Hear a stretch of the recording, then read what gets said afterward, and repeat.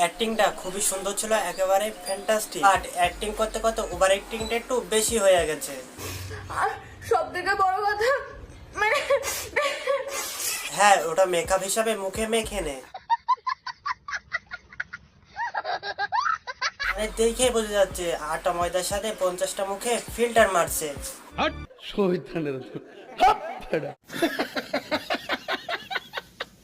নামাজ পড়ো, নামাজ হলো জান্নাতের চাবিকাঠি। আসসালামু আলাইকুম, দিস ইজ শরীফুল।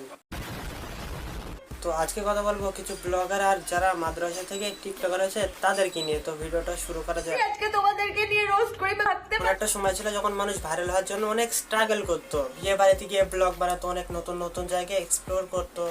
আর ভাই এখন 2024 সাল, এটা কলিযুগ। কলিযুগে ভাইরাল হওয়ার জন্য মানুষ যদি মারা যায় সেখানে গিয়ে মানুষ ব্লগ বানায়।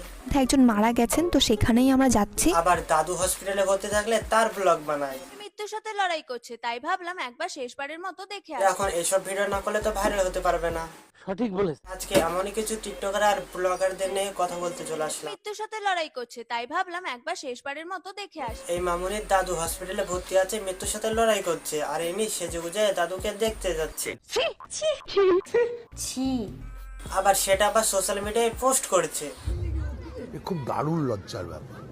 আমার দাদুর কিন্তু এখনো মরার বয়স হয়নি, কারণ দাদুর বয়স সবে মাত্র 88। হ্যাঁ, 88 মানে কি আর বয়স হয়েছে? একদমই বয়স হয়নি, এই তো কালকেই জন্মলো ছোট্ট একটা বাচ্চা।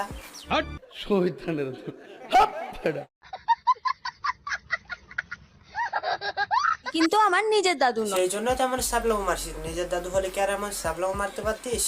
সঠিক বলেছ। কিন্তু হসপিটালে যাওয়ার জন্য আমার লুকটা রেডি হয়ে গেছে। তোমরাই কমেন্টে নিজের দাদু হোক কিংবা পরের দাদু, এত সাজুগুজু করে হসপিটালে দেখতে যাওয়ার কি দরকার আছে বোন? ঠিক বলেছো।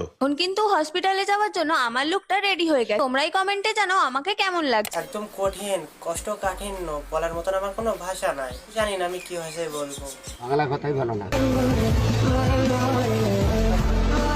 করে দাদুর হার্টের অপারেশনের কথা শুনে পুরো ফ্যামিলির মাথায় যেন দেখ, একটু আগে তুই নিজের মুখেই বললি এই দাদু আমাদের পুরনো বাড়িতে।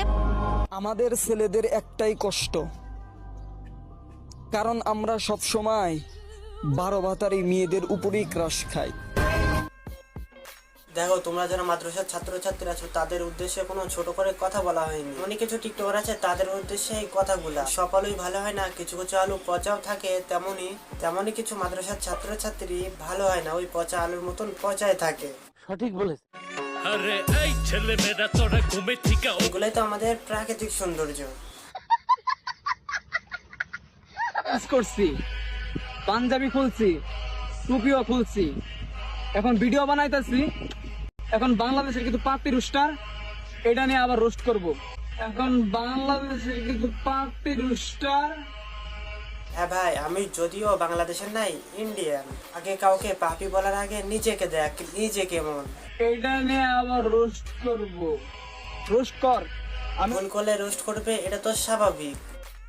যেমন তুই গাঞ্জা টানবি, মানুষের ছাইরা দিবে, এইটা কেমনে হয়? সঠিক বলেছ। আমাদের দুই বন্ধুরে দেখলে যারা জ্বলে তাদেরকে বলতেছি। আর হ্যাঁ ভাই, যারা মাদ্রাসা পড়ে তাদেরকে আমরা অনেক সম্মান করি, কারণ তারা 5 ওয়াক্ত নামাজ পড়ে এবং কোরআনে হাফেজ। বাট এদেরকে নাই, এরা হচ্ছে কি টিকটকার। সঠিক বলেছ। তো আসলে তো জানা হলে না এনার পরিচয়টা কি, তো পরিচয়টা জেনে নেওয়া যায়। দিতে ভালো লাগে না, আমার পরিচয় তাদের কাছে পাইবা।